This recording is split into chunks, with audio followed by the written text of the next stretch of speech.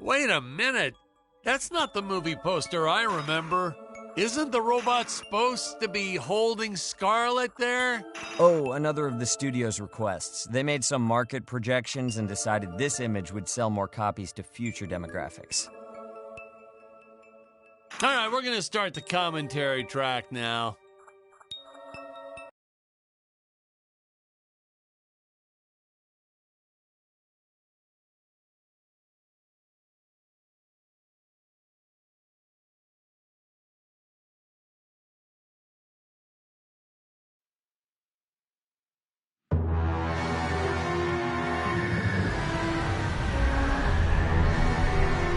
Hello, Dan Smith here. I directed this film back in, well, it feels like a century ago.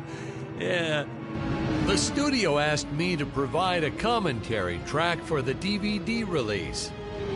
And wham! Straight into the action. No fluff or anything. That's what we did back then. Crash-landed ship. Out pops our hero, the fearless Dick Starspeed.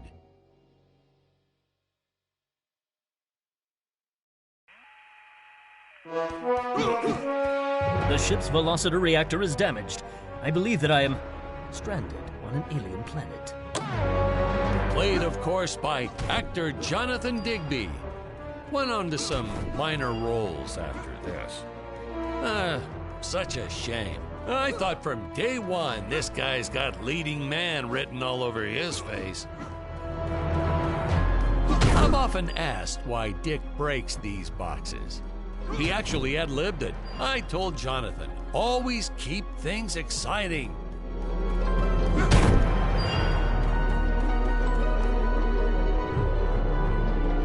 Greetings, citizens of Gravoria. I am Dick Starspeed, and I come in peace.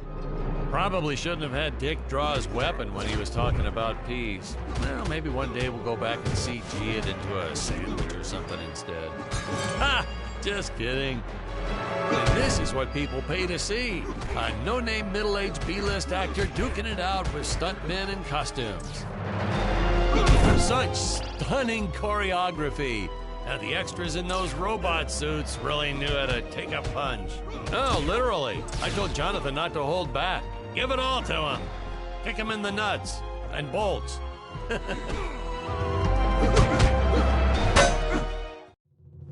Holy smokes!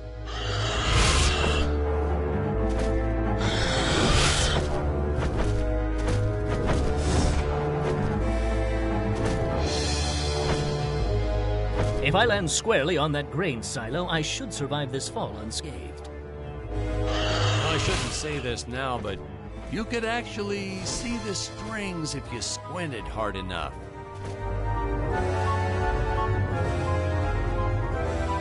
A screenwriting trick from back in the old days. You put a grain silo or some haystacks down and it solves all your gravity-related problems.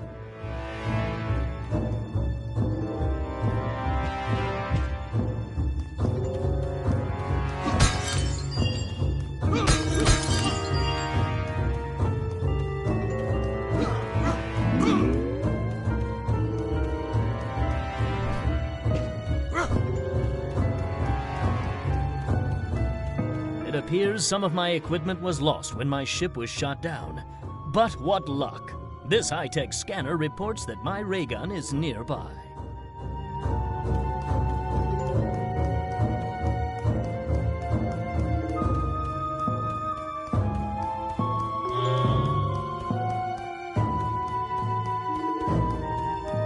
Oh, the dinosaurs! You just don't see quality stop motion like this anymore, do you?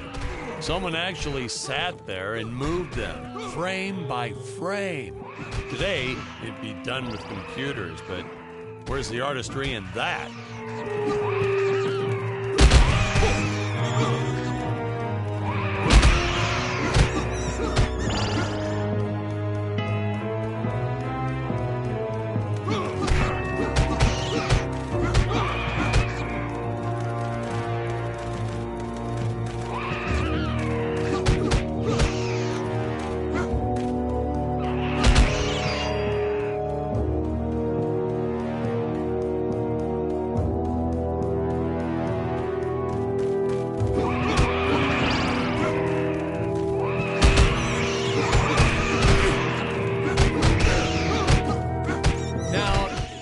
the trees here look a little plastic?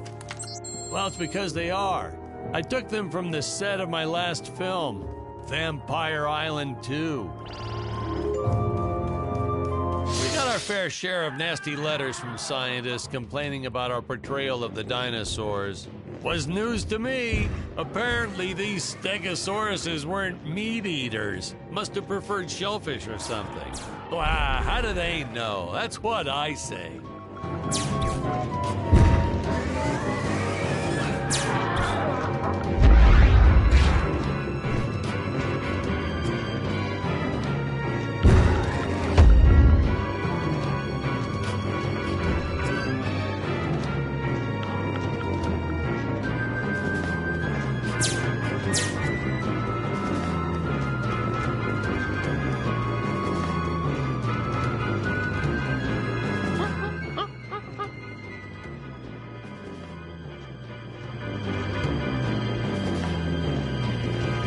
As usual, the local population is defenseless. That's where our hero steps in and saves the day.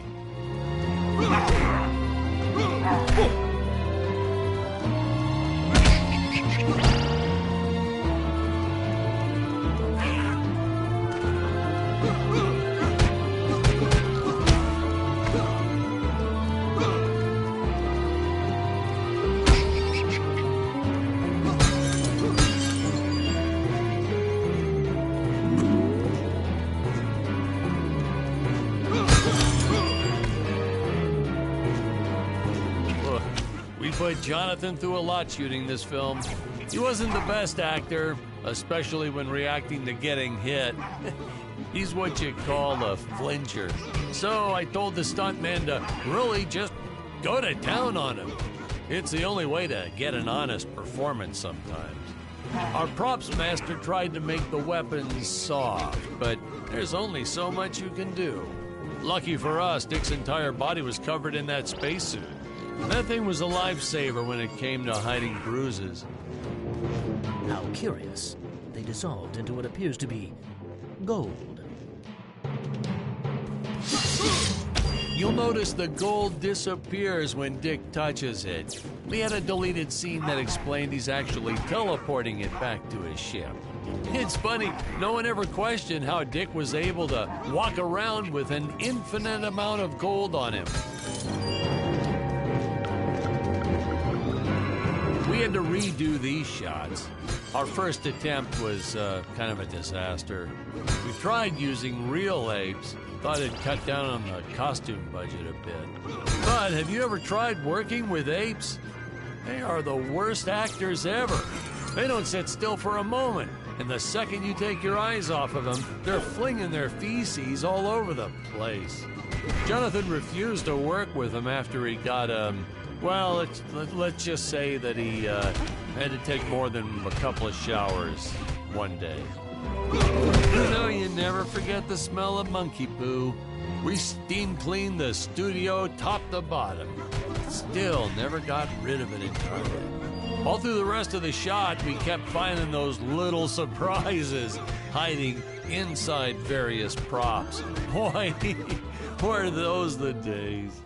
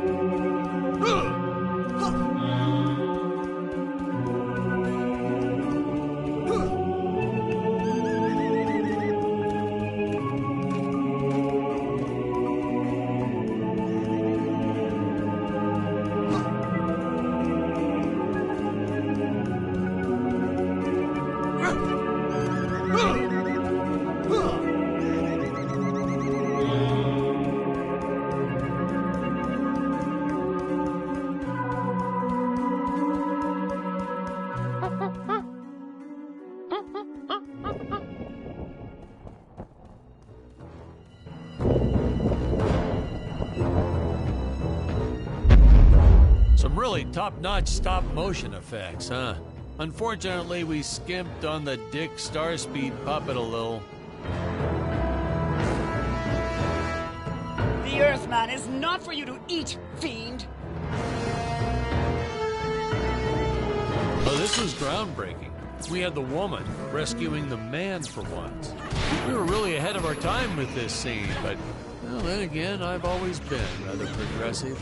The studio exec didn't seem to get why it was such a big deal, though. Sorry, we don't see this as anything unusual. Ha! Of course! It's unusual! A woman would never save the man. It just doesn't happen. Not in the movies, not in real life. I don't know why we didn't get more recognition for this scene.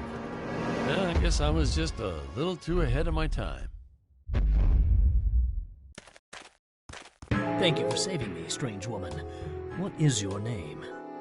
I am the magnificent Scarlet Nova.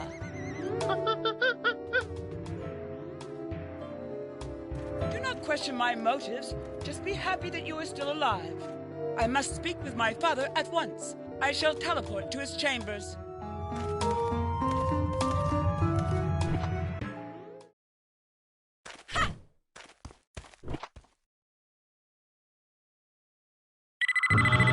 Huh? Where is this place? This is not my father's chambers. You have disobeyed me for the final time, Scarlet. Enjoy an eternity in the Tower of Eternal Solitude. For all eternity! The old fool did not notice I am wearing my jetpack. Booster usage. Jump. Wait. Wait. Use booster. Survive deadly fall.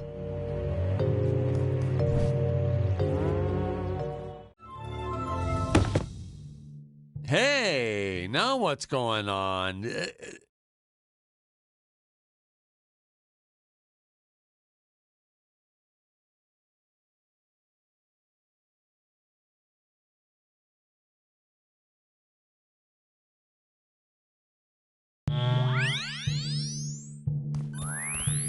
Booster usage. Jump. Wait. Wait. Use booster. Survive deadly fall.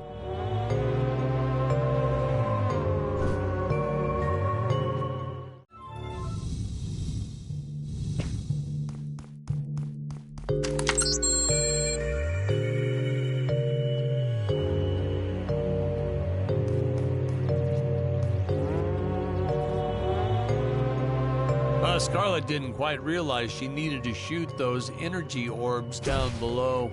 Keep in mind, Stacy was doing this on a soundstage, okay?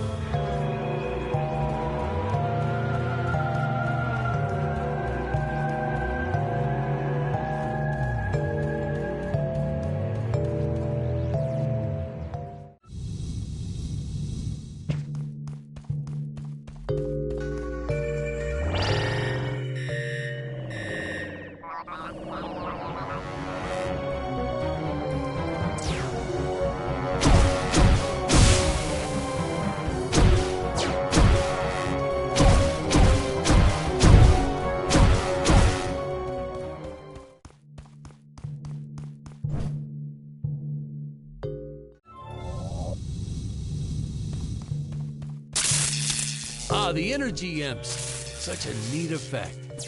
We had to paint each movement frame by frame and superimpose it into live footage.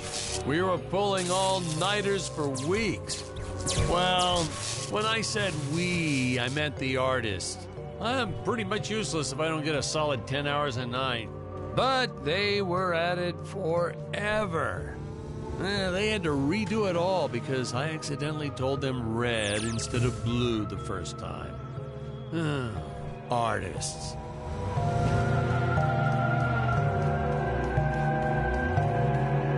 Curses. father revoked my access to the teleport terminals. I shall only be able to utilize the ones I activate manually.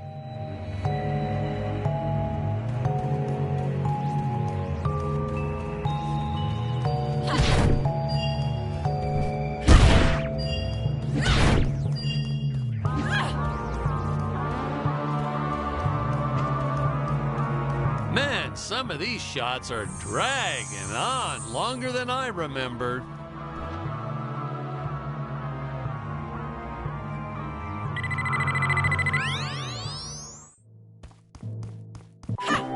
Ah, I knew you would return. Puny Earthman, you shall help me overthrow the Emperor. Why would you turn against your own father? How do I know I can trust you? Oh, this scene. This is practically Shakespeare in outer space. Just as the entire planet does. And, huh? Patrick, what's wrong with the video? Sorry, sir. Technical problems. Darn it, we're missing some really good writing here. There. Sorry about that. Well, we just passed right by her big scene. Basically, they agree to work together, but one must stay behind in the sleep chamber at all times. Should I rewind? Never mind. I'll continue from here.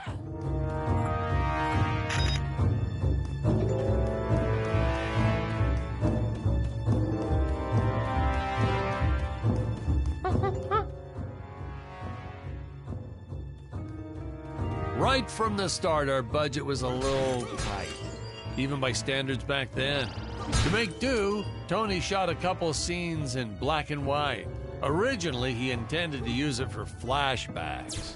But then I had to break it to him. Our film doesn't have flashbacks. We almost made it a silent film just to cut costs.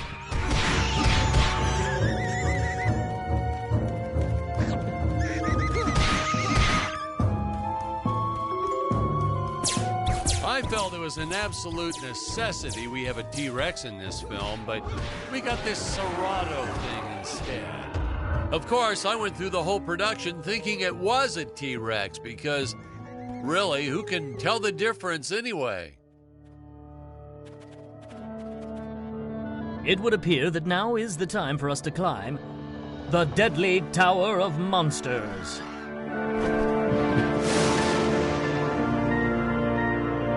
Good screenwriting 101. Always announce the title within the film itself. How else are you going to let the audience know your heroes really mean business? Now, that weapon, it's just an electric shaver, but you know, I bet you'd never guess it was, would you? They look so futuristic.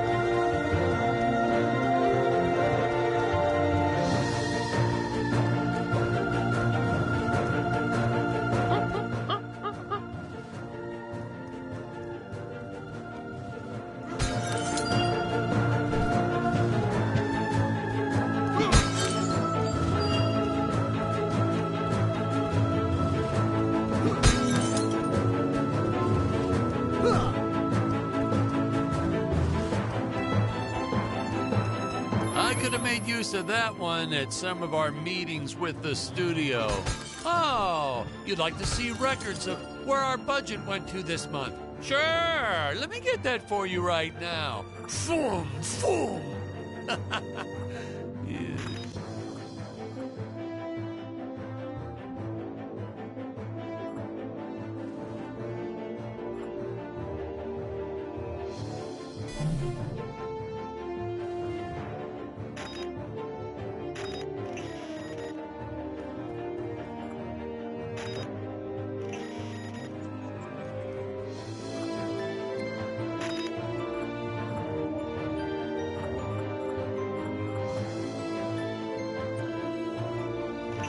Unfortunately, those meetings ended in a much different way.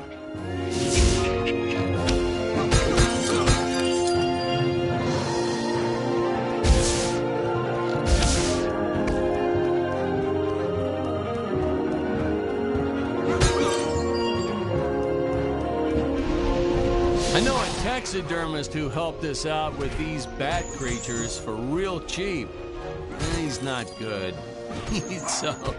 He's kind of sloppy if you want to know the truth. But that's the best part. A sloppy bat looks scarier. Oh, but you gotta sew up that sphincter.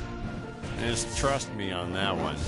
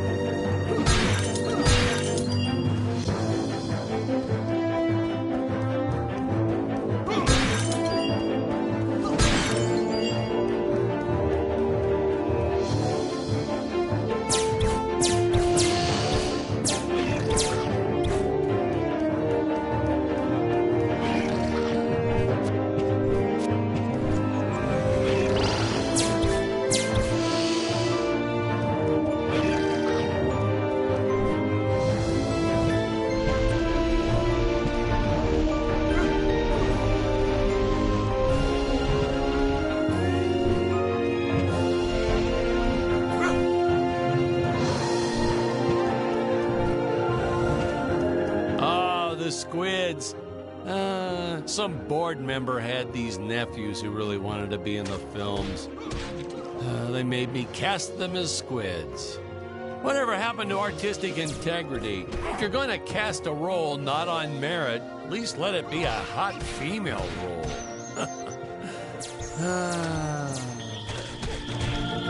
My effects team kept assuring me the strings wouldn't be visible in the final cut, but I could see them. No transparent nylon. This stuff will do the trick. Yeah, right. I swear those darn strings is what made my hair go white.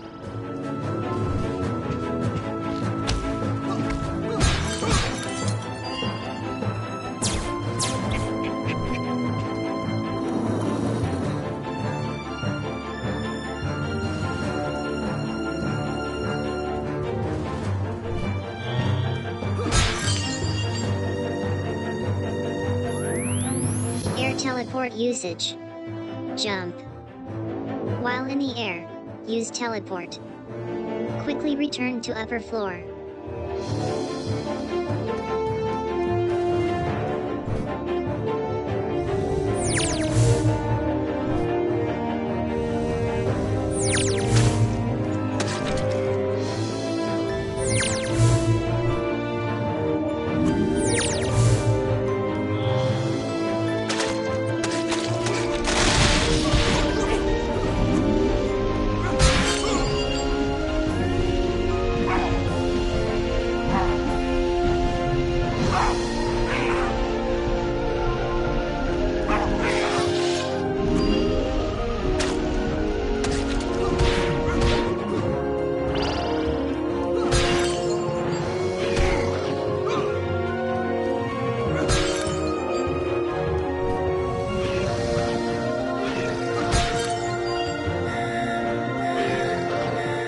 You don't want to miss a single minute of this scene. The nuclear ants.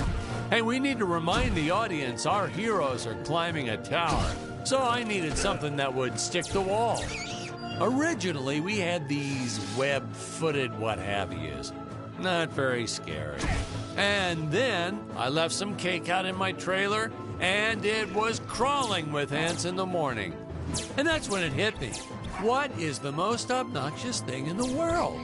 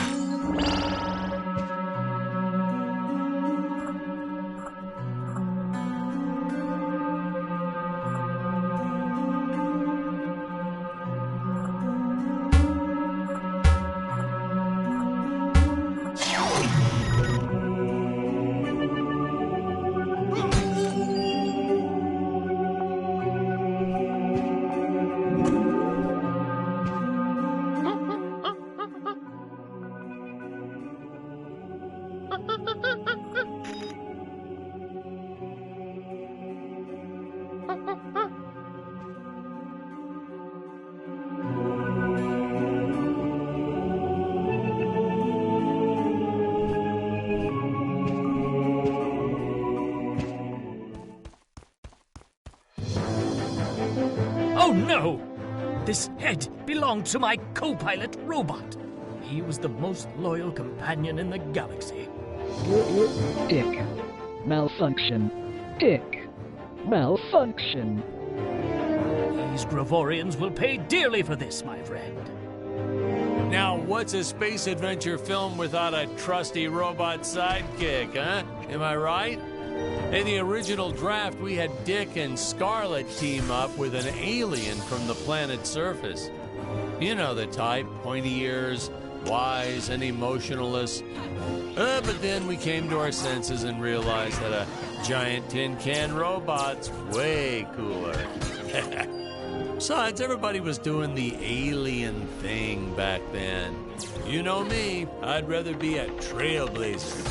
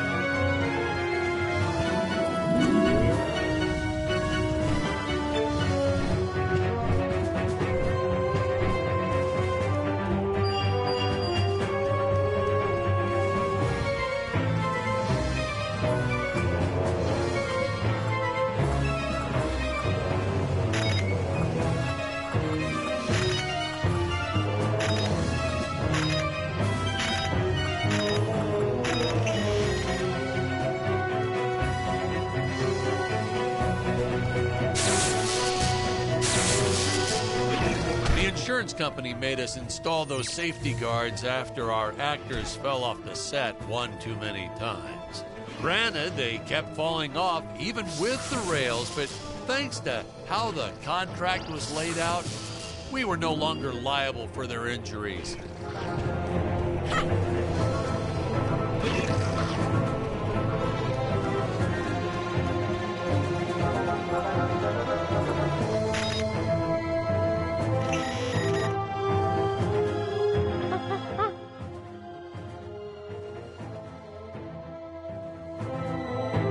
Well, ladies and gentlemen, I guess it's time to talk about the elephant in the room. Why on earth does this crazy film have title cards on screen when people are talking? You're thinking that, aren't you? I know you are.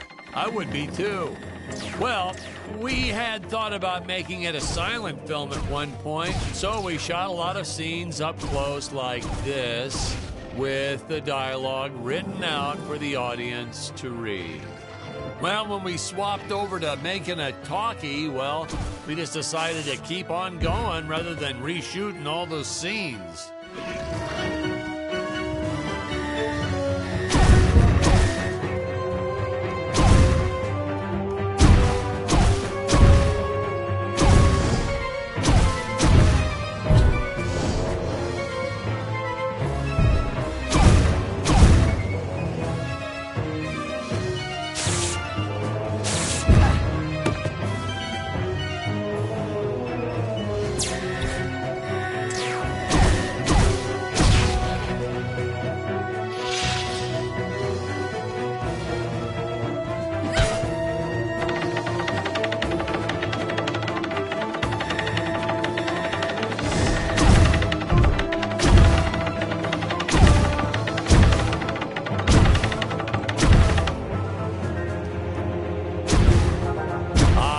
best part about being in showbiz. Craft services. It's like never-ending supply of free food all day long. I never had to pay for a single meal. Hey, Patrick, I notice you guys don't do that here in your studio. You should talk to your boss. Maybe even just a bagel station.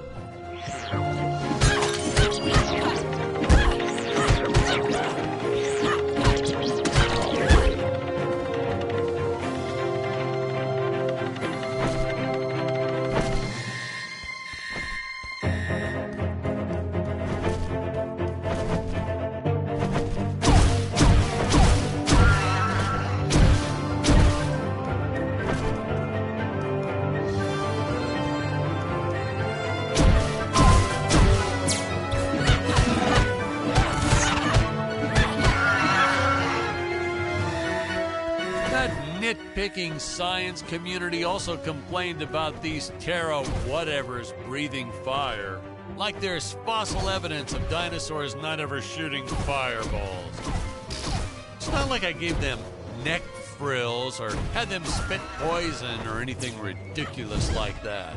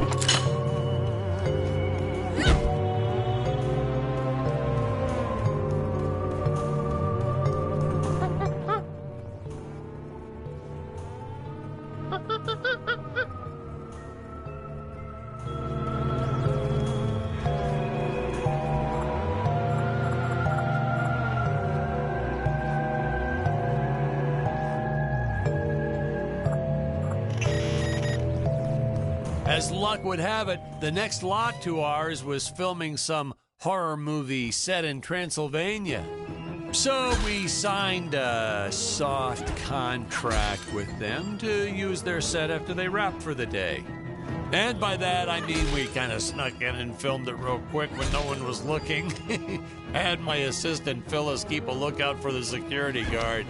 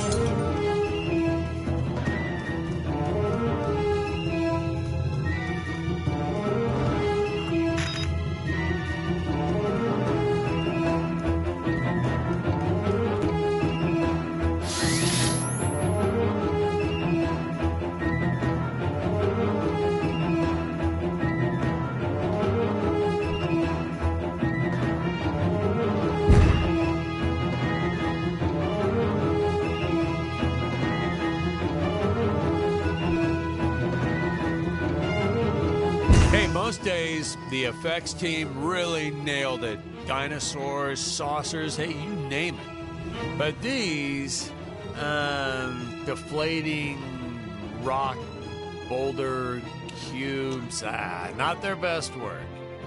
Just looks kind of odd, if you ask me, like giant whoopee cushions. And they said they could add some debris and explosions or two afterwards. And then we ran out of budget.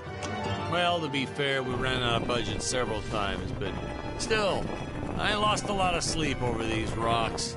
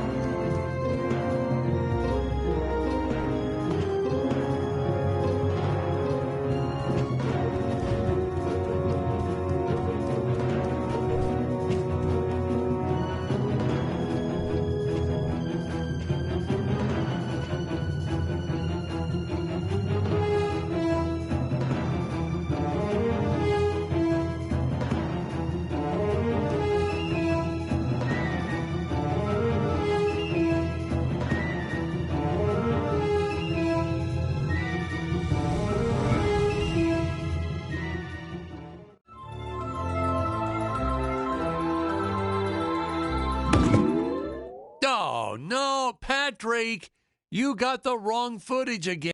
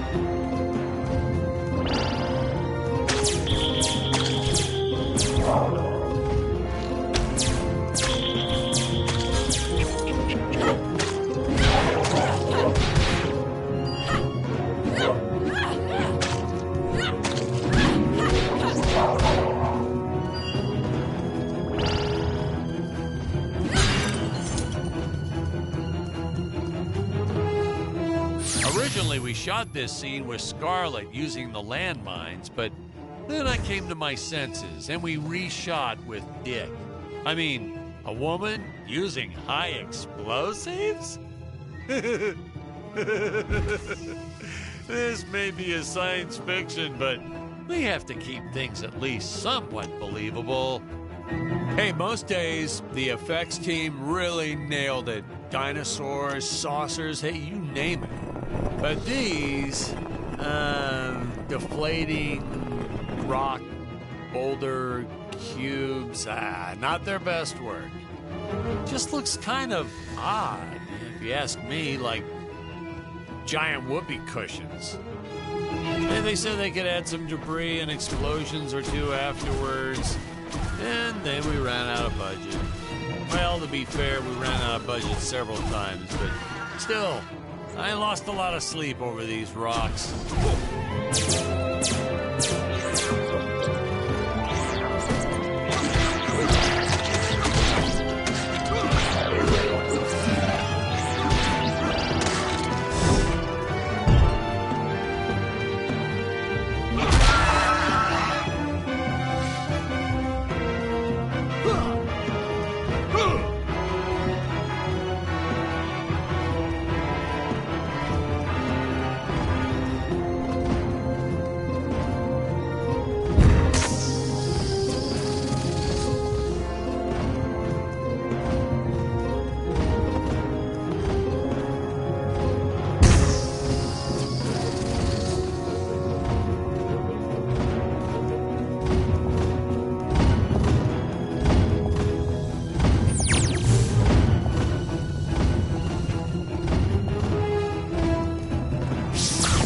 tried this one with regular logs. Well, that was disastrous.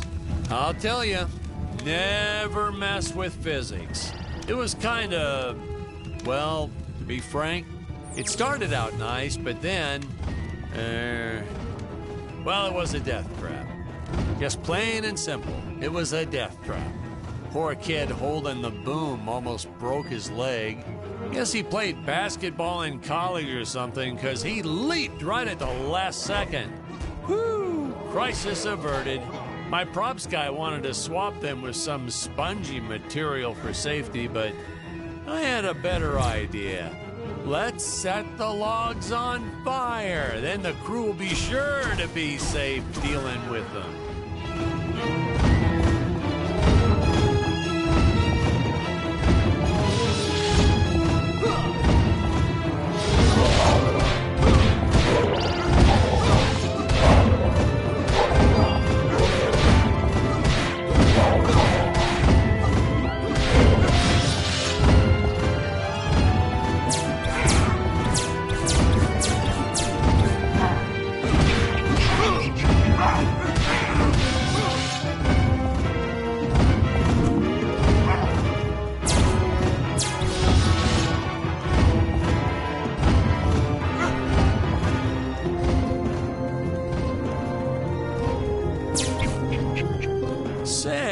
You know what I was thinking? With all this jumping and climbing and jumping, wouldn't this make a great video game? Isn't that what all those video games are about? Jumping around? Well, yeah, and killing. There's jumping too, but mostly the killing. What? Patrick, that's awful. What sort of example are we setting for our youth? Well, movies are pretty violent too. Your heroes have killed everything in sight. You had Dick shooting a dinosaur in the face in the first 5 minutes. Well, Patrick, that's different, you know? What we did on film, that was art. Video games aren't art.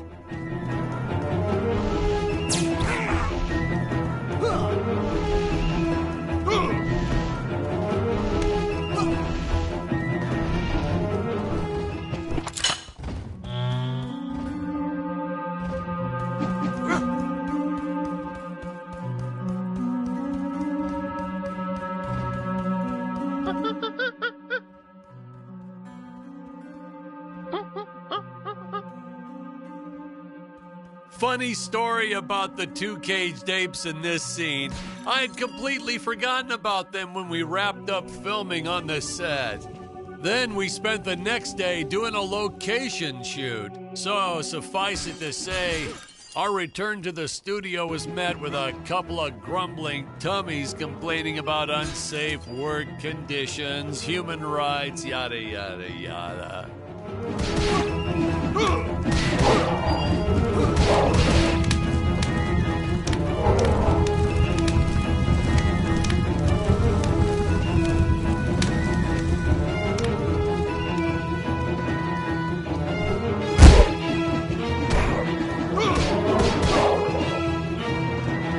Hey, Patrick, I was thinking we should take a little break and get a bite to eat.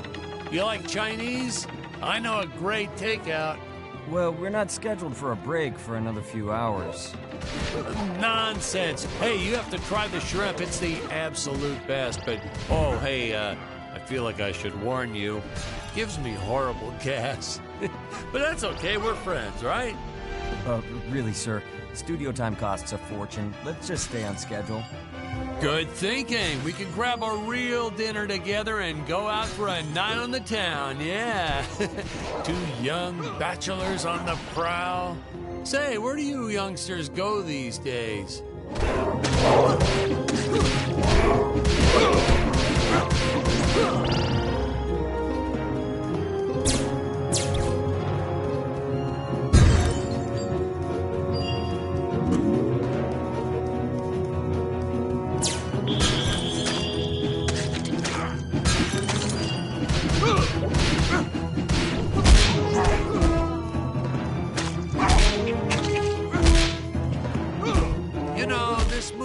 Have made the big splash in Hollywood or even made the budget back for that matter, but Hey, in the end, I think it was still worth making, just for those die-hard fans that really love it. I attended a lot of sci-fi and movie cons, and to this day, I still see fans showing up dressed as aliens and apes and dinosaurs. Does a man proud. Now, granted, their costumes aren't exactly 100% faithful to the film, and it seems that no one ever remembers them by the right name.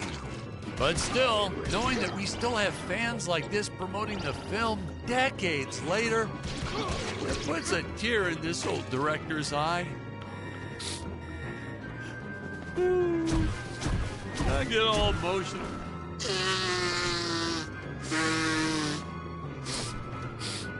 Okay.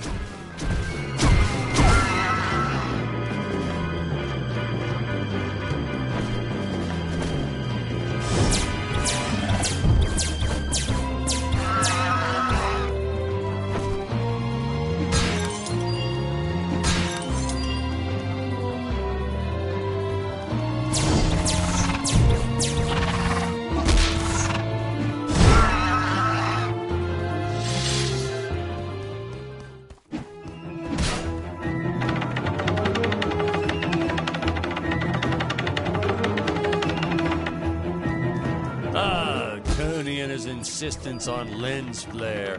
I tell you, some days it felt like he was trying to be the director. Honestly, you could see dust on the lens, so just go and wipe it off myself. He would get so upset about it too. Like my fingers aren't clean enough to wipe the lens. Touch the lens, whatever.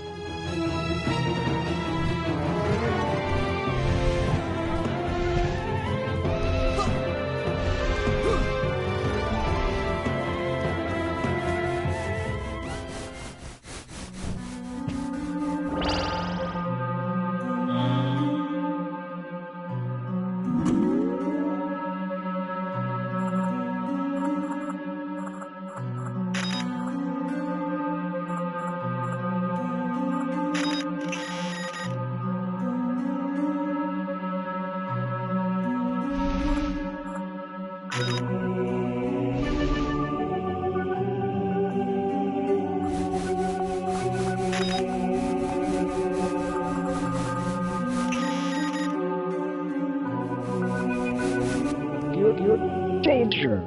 Human speed is not enough to pass through that fan. Chance of death 100%. Retrieve the time vortex device if you wish to go any further. Searching. Time vortex device detected. Device in dangerous area. Nuclear amps everywhere.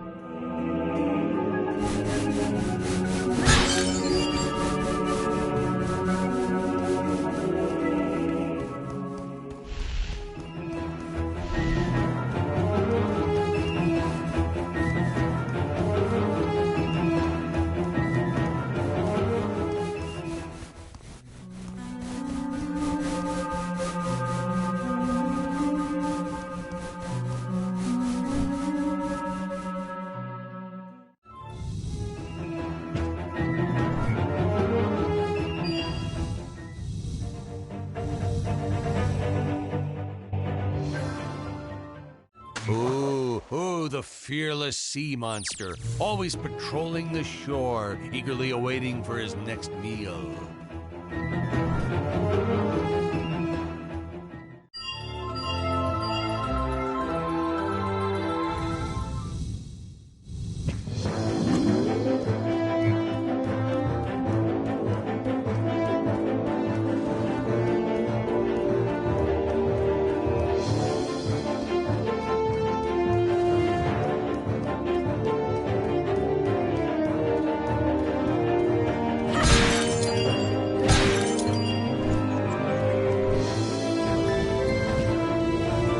I designed this creature to reflect the human condition. Always hungry, never satisfied. The bottomless pit of the beast's stomach. I don't know, you say stuff like that in interviews and your film always wins awards. Some people thought it was odd that a simple wooden cage would have such an elaborate high-tech lock. But hey, if a Gravorian ever traveled to Earth, I'm sure they'd think a lot of our stuff is weird too.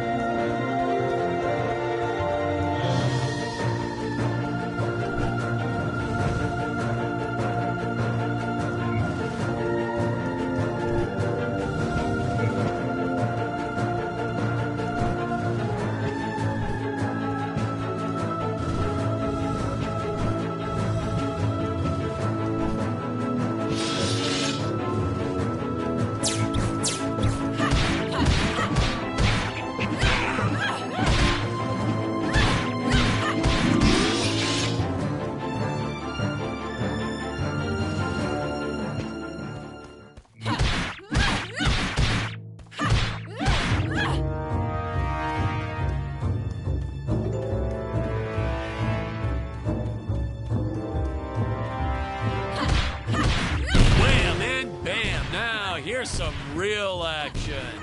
Nothing like an adrenaline boost to get our hero to really start wailing on those monsters. We were unsure how to represent a surge of adrenaline at first, but I think we nailed it. Yep, definitely nailed it.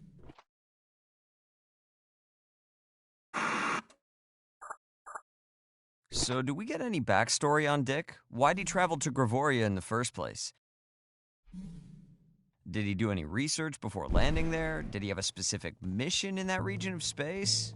Patrick, if you keep getting bogged down by the details, how will you ever learn to just sit back and appreciate the work of art for what it is?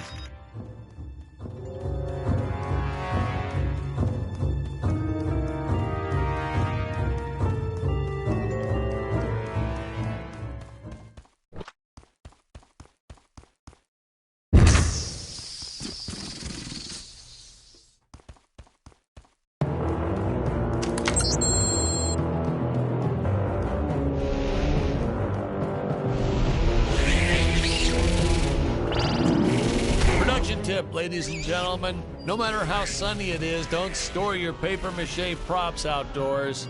They will get rained on. It's the law in this town, like Occam's razor or Stockholm Syndrome, or I forget what it's called.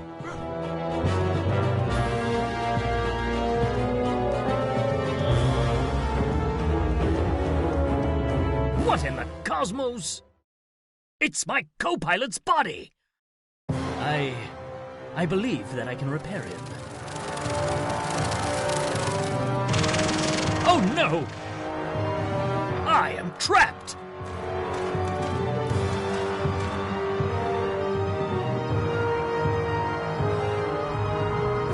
Master Dick. Master Dick.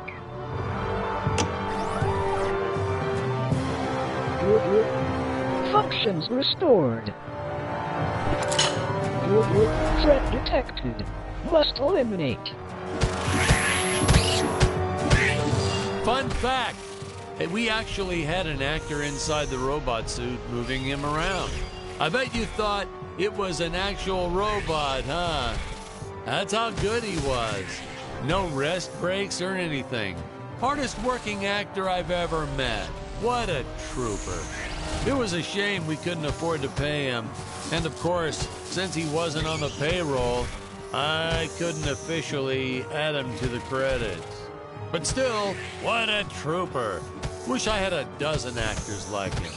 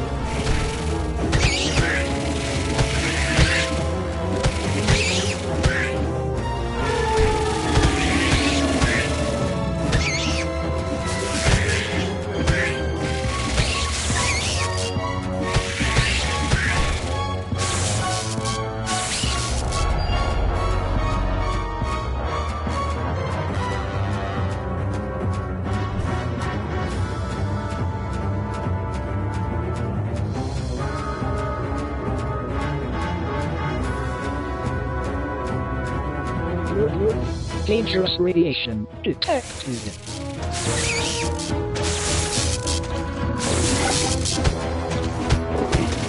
No, we didn't use the same material for the toxic waste as we did the slimes. I mean, why fake something when you have the real deal available?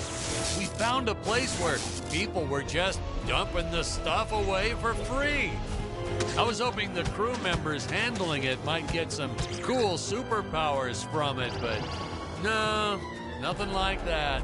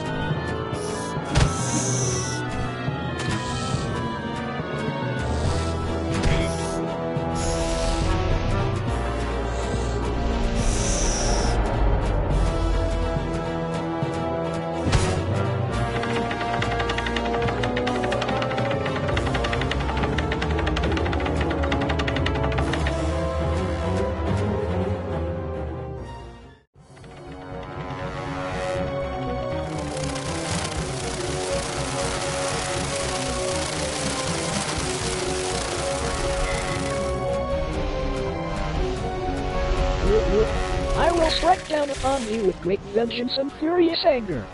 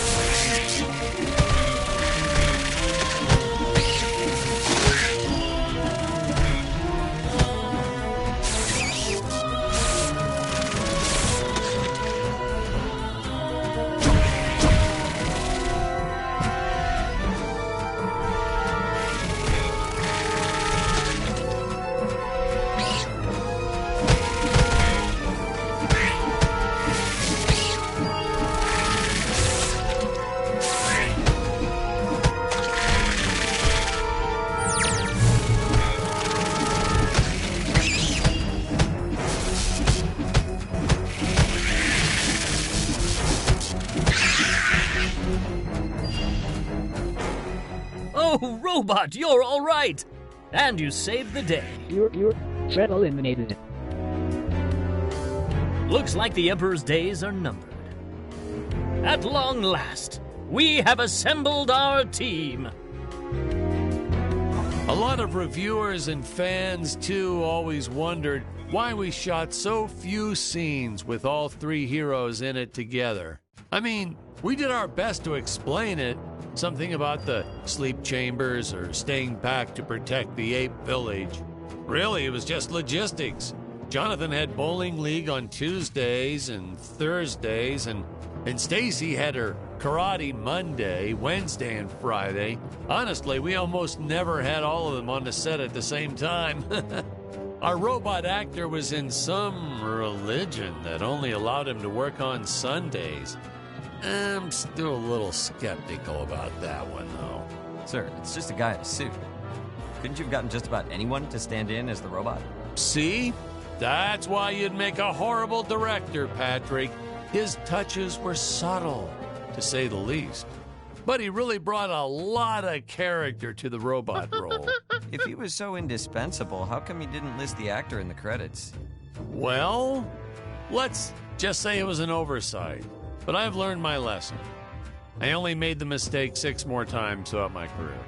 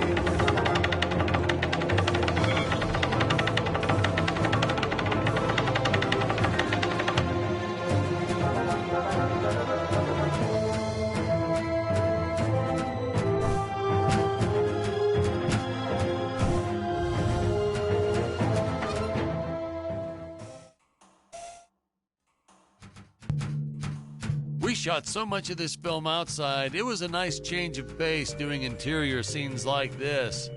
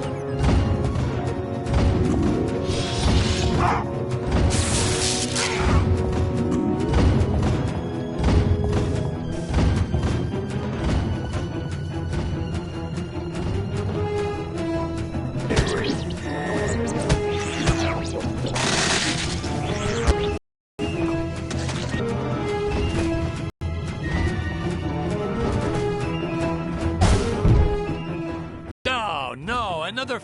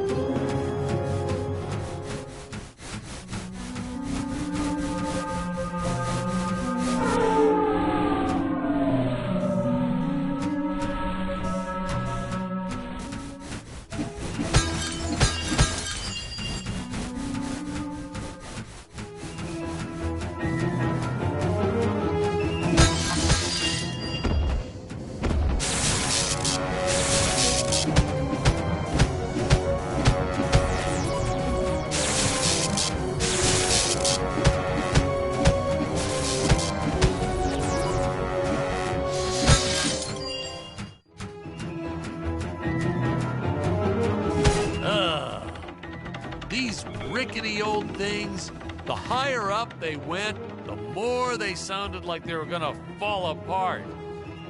I'm amazed that no one ever got hurt, or worse, riding these things. Well, there was the actor we originally cast for Dick's role, but we don't talk about him.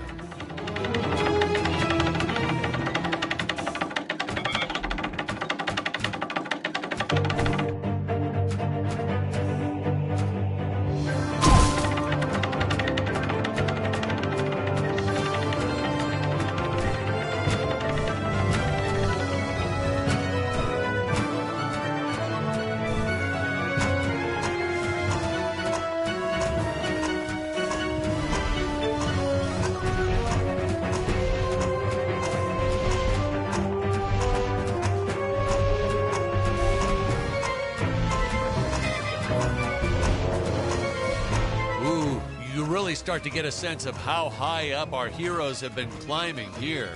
Reminds me of how the crew always used to comment on how high everyone was. Those jokers, they'd even say it when we were filming the grounded scene.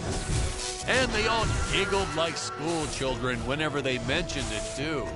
So I'd make sure to laugh even harder so they'd know I was in on the joke. Whatever it was.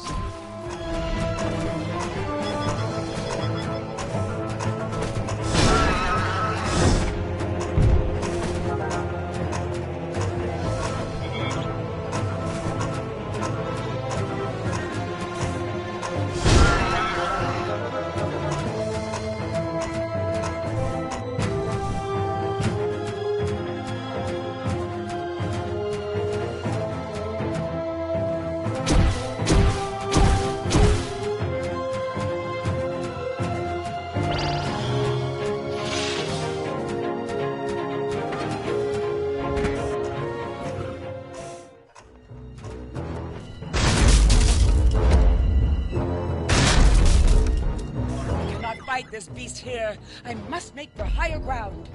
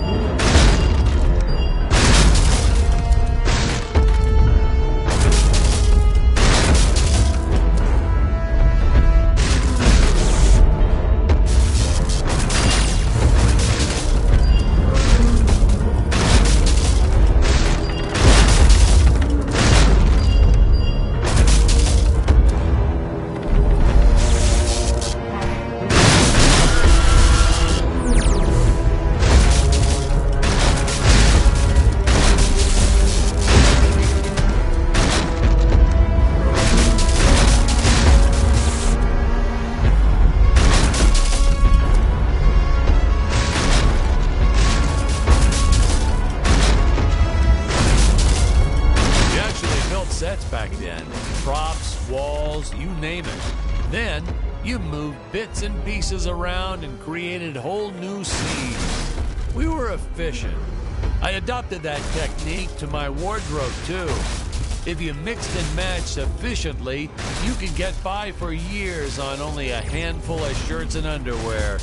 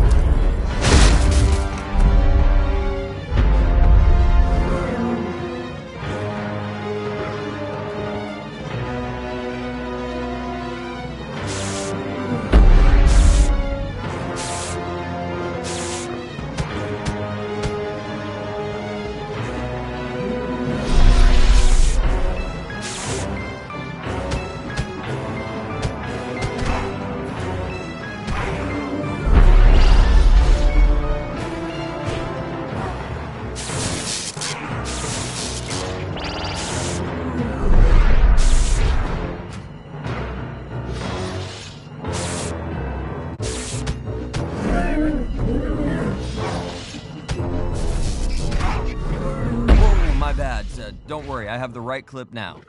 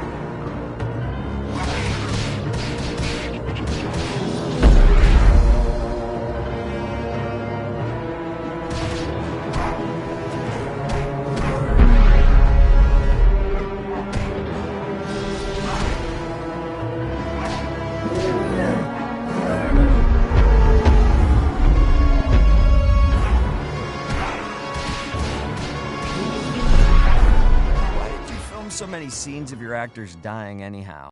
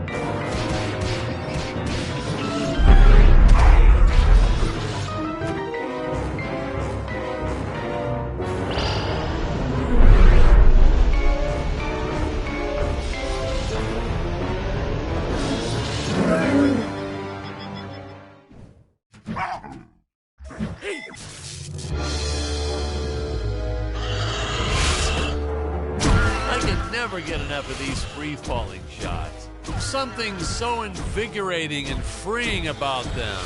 Like sticking your head out of the sunroof while driving on the freeway.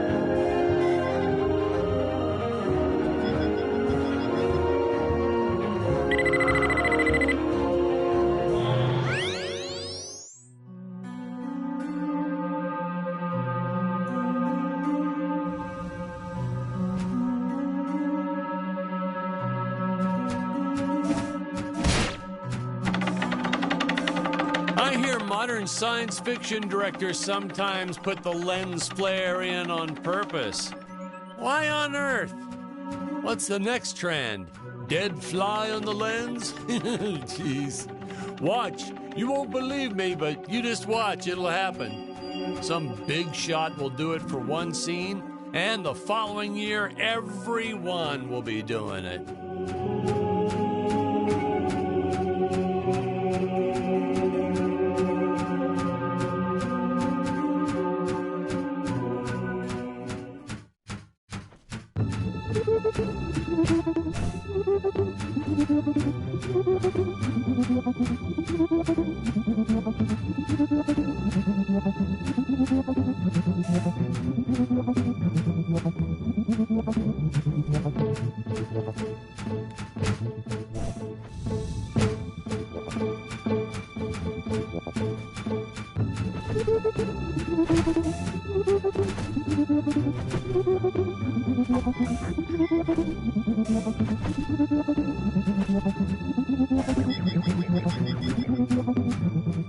Dr. Peculiar! Yes, Your Eminence? Release the Mechamelion! But Your Eminence, the Mechamelion isn't ready. What is the meaning of this? I thought he was completed! Genius is never completed, Your Eminence. I was just preparing to install a chainsaw on his tail. Enough! Your tinkering costs me precious gold and time. You do not have that luxury, Dr. Peculiar. Yes, Your Eminence. Releasing the Mechamelion at once. Ah, Ludwig. Yeah, good old Ludwig. We cast an actual doctor to play Dr. Peculiar. Never again. Oh my God, he was a cranky old coot. May he, rest in peace. The costumes, the script, the creature effects, you name it, he wouldn't stop criticizing everything. Well, in his defense, I think he did have some early signs of dementia or something. He was always getting lost on set, forgetting his lines, making up new ones. Yeah, it was cute. Midway through a scene, he'd just yell, "Where are my pills?" It was like a catchphrase. We almost left a few of them in. I have to say that the incredible job the animators did with the King Gorilla can only be outdone by their work in the Mechamelion. I'll leave further comments for later in the film, but this was truly an epic creation.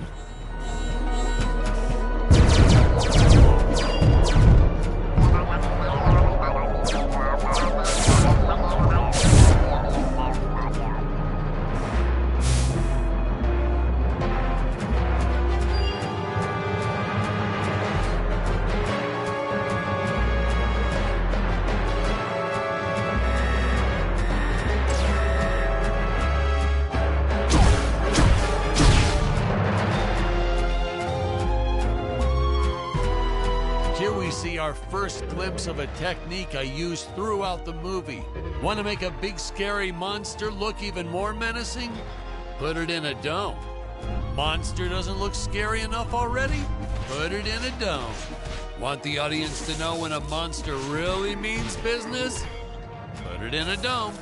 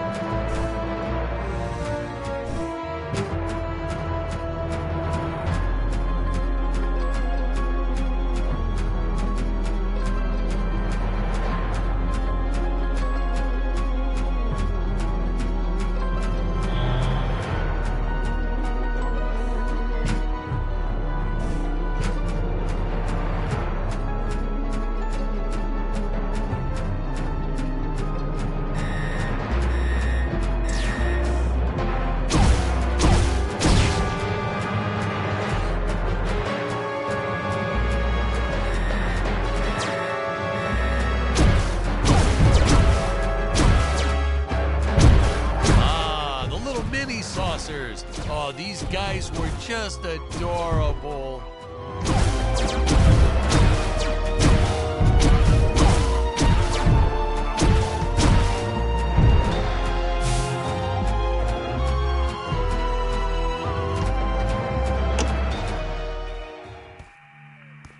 I was a huge fan of the old classic movie, The Flea from 1958. So I created this monster as sort of an homage in respect to that film. I have the darndest time with that word homage. Man, oh man, that whip. We probably should have invested in some training courses so the actors knew how to properly handle it, but instead, we just let him flail it around wildly. You know that saying, it's all fun and games until someone loses an eye? That's true. And that's the story of why the Emperor wears that metal monocle. Greg was a real trooper about it, though. Didn't even seem fazed that he'd have to wear an eye patch for the rest of his life. I think he went on to do some pirate-themed promotions at his used car lot once we wrapped up production.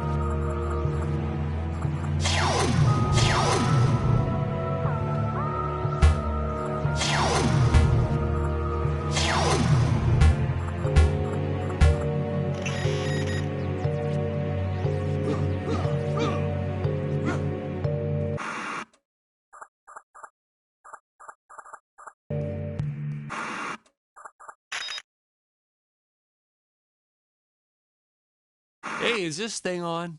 Can you hear me all right? Yeah, all good.